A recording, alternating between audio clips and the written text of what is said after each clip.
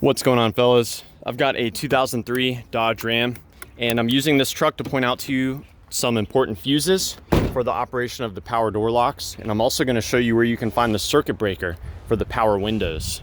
The elusive circuit breaker, it's hard to find.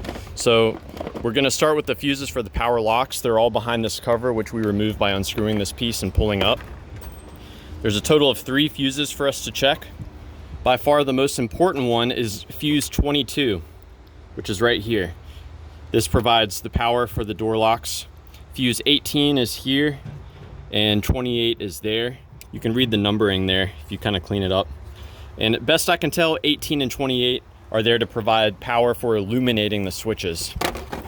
Now, as far as the power windows are concerned, there are no fuses for the windows.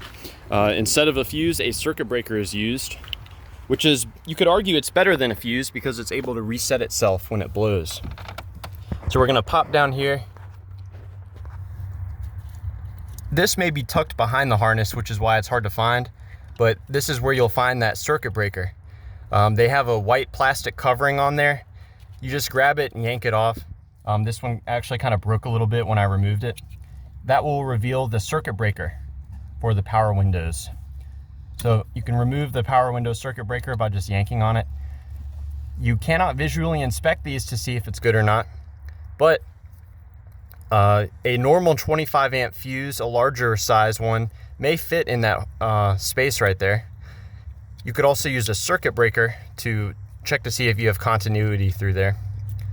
So yeah, that is the elusive power window circuit breaker. Provides power for rolling the windows up and down.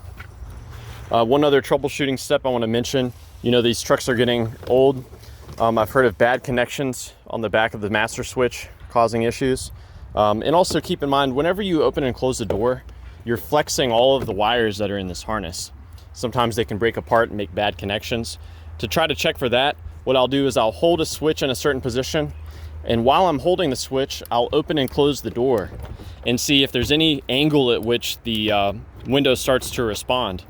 You know, and if that's what happens, you know, if I can find a certain position to hold the door and make the window roll up or down, then that's giving me a hint that maybe there's a wire that's breaking apart in here and making a bad connection. So yeah, I hope this information was helpful for you. Please be sure to let me know if you have any questions, or more importantly, any advice for troubleshooting the power windows or the power locks on your Dodge Ram.